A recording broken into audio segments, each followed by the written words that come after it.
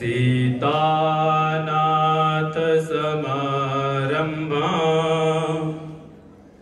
रामानंदार्य मध्यमा अस्मदाचार्य पर्यन्ता वंदे गुरु परंपरा। श्री शंकराचार्य नवावतारे विश्वेश्वरं विश्वगुरु प्रणम्य वेदांत शास्त्र श्रवणात्लशानां बोधाय कुर्वे कमपि प्रयत्नम्। सतगुरुदेव भगवान के पावन चरण कमलों में प्रणाम करते हुए, पूज्य महाराज श्री जी के चरणों में प्रणाम करते हुए, मंचासीन सभी संत महापुरुषों के चरणों में प्रणाम करते हुए, आप सभी के हृदय में विराजमान अपने आराध्य देव के चरणों में प्रणाम करते हुए,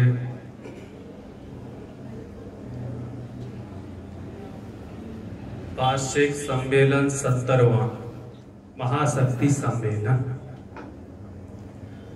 हम उस शक्ति से ही अलग हुए हैं, लेकिन हमें अपने स्वरूप का ज्ञान नहीं हो पा रहा। शक्ति सम्मेलन, सम एक अलग शब्द है, मिलन अपत्यम सम्मेलनम।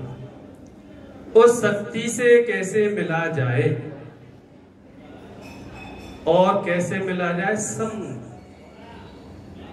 जैसे दूध में पानी को मिला दिया जाए तो फिर पानी को अलग कैसे कर सकते? नहीं कर सकते। अगर उसमें कोई केमिकल डालोगे तो फट जाएगा दूध, लेकिन अलग नहीं हो सकता। ऐसे ही हम कैसे मिलें?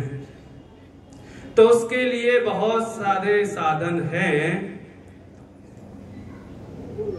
लेकिन अब इतने साधनों का अगर समय नहीं है, संक्षेप में लेते हैं।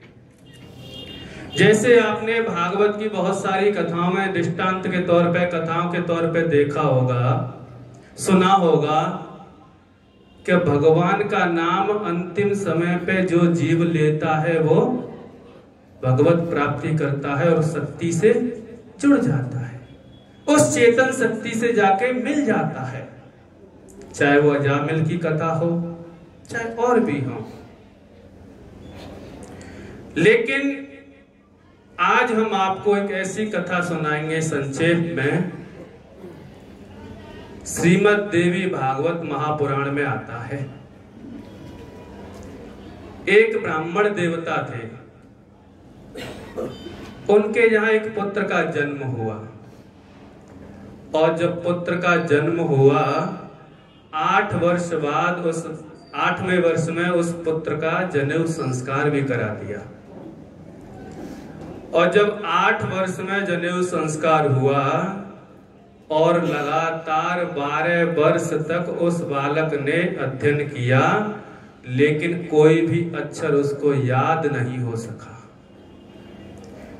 जब उसने गायत्री मंत्र भी याद नहीं किया, उपनिषद जो तो बहुत बड़ी बात है, संध्या वंदन उसको याद नहीं हुआ, पिता को बड़ा दुख हुआ।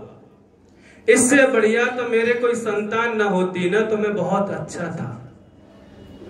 अब ये मूर्ख संतान है, मूर्ख, इसके कौन यजमान बनेंगे? पिता को ज्यादा चिंता पेट को भरने की होती है, और माँ को चिंता किसकी होती है? मेरा पुत्र कहीं भूखा ना हो। पिता को चिंता होने लगी कि ये कहां से कमाएगा, कहां से कैसे आएगा, कर्मकांड नहीं करेगा तो कोई दक्षिणा नहीं देने वाला। 12 वर्ष तक अध्ययन किया, 20 वर्ष की आयु हुई, पिता ने गुस्से में घर से बाहर निकाल दिया, जंगल में चला गया। कोई विधि जानता नहीं।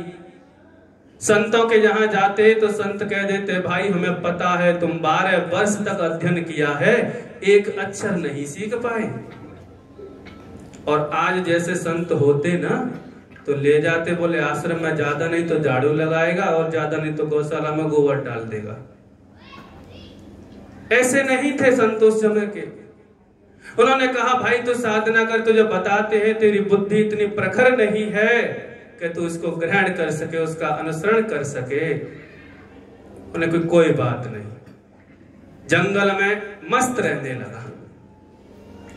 कुछ समय रहते रहते उसने एक बात याद रख ली कि मुझे जीवन में सत्य बोलना है।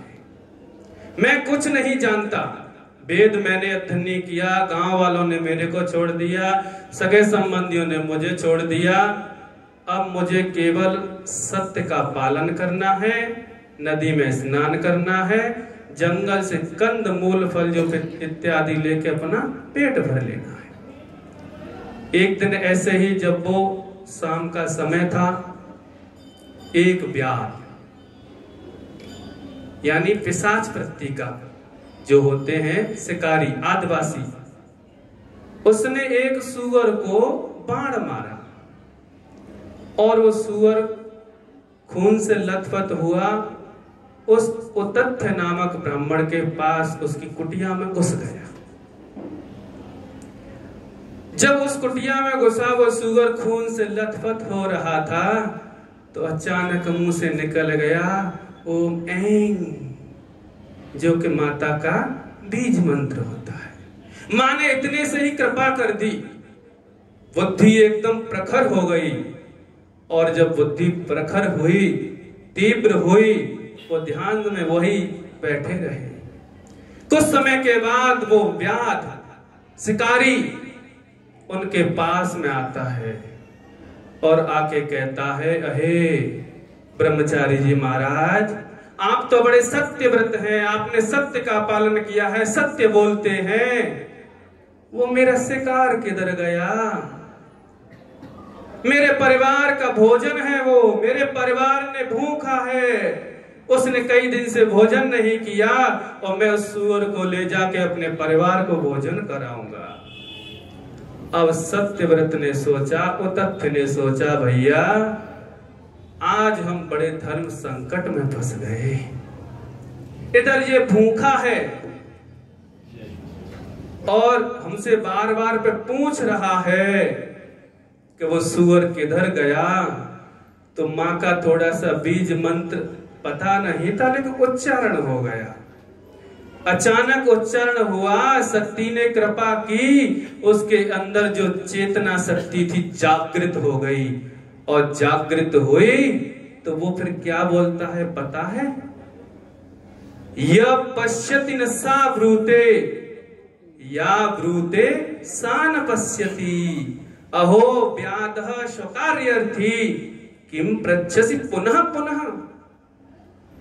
जिसकी बुद्धि 12 वर्ष अध्ययन करने के बाद भी एक अक्षर नहीं स्वीकार कर सकी और थोड़ी सी माँ का मंत्र वो अचानक हो गया उच्चारण, उसे पता नहीं था। जैसे अजामिल को पता नहीं था मैं नारायण को पुकार रहा हूँ या उस परमपिता परमात्मा को, जगदीश्वर को, शक्तिमान को पुकार रहा हूँ। ऐसे ही जब माँ की कृपा हुई तो कहता है या पश्यति न सा ब्रूते, बोले अहो व्याध, जो देखता है ना वो बोलता नहीं है।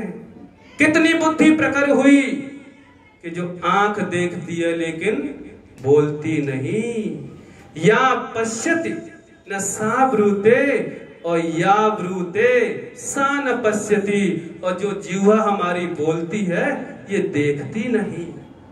अहो व्याधः स्वकार्यर्थी, अपने कार्य को सिद्ध करने के लिए किम पृच्छसि पुनः पुनः, अरे तू हमसे बार बार पे क्यों पूछ रहा है? जब हम तुझे बता रहे हैं जो देखता है वो बोलता नहीं और जो बोलता है वो देखता नहीं। ये है शक्ति की कृपा, करुणा, दया। जब माँ का आशीर्वाद होगा तो बच्चे के जीवन में कोई कठिनाई नहीं हो सकती। इसी प्रकार हम नित्य निरंतर ये शक्ति महासम्मेलन का आयोजन होता रहेगा। माँ की कृपा है। बाबा जी का हमारे ऊपर आशीर्वाद है और नित्य प्रति हर वर्ष ऐसे ही संत महापुरुष आते रहें और हम सबको कृतार्थ करते रहें, अपने जीवन से कुछ युक्तियां हमें देते रहें जिससे कि हमारा कल्याण हो जाए। समय की सीमा को रखते हुए आप सभी लोगों को हम सब व्यासपीठ की ओर से, मंचासीन सभी संत महापुरुषों की ओर से इस 70वां वार्षिक सम्मेलन, शक्ति महासम्मेलन की अनंत अनंत शुभकामनाएं और ये बधाइयां। पंजाबी में तो कहते हैं लख लख बधाइयां, लख लख बधाइयां। इसी प्रकार माता हमारे जीवन में आनंद कृपा बरसाए रखे, करुणा बनाए रखे। से चर्चा फिर कभी अगले वर्ष होगी। इतना कहते हुए वाणी को विराम। बोलिए सतगुरुदेव भगवान की। संसार है एक नदिया, सुख दुख दो किनारे हैं, जाने कहाँ जाए हम बहते तारे हैं। संसार है एक नदिया, सुख दुख दो किनारे हैं, जाने कहाँ जाए हम बहते तारे हैं। हम किसी धारा में बहते हुए महाराज श्री के सानिध्य में आ गए। दुर्गति नाशनी दुर्गे जय जय, काल विनाशनी काली जय जय, दुर्गति नाशनी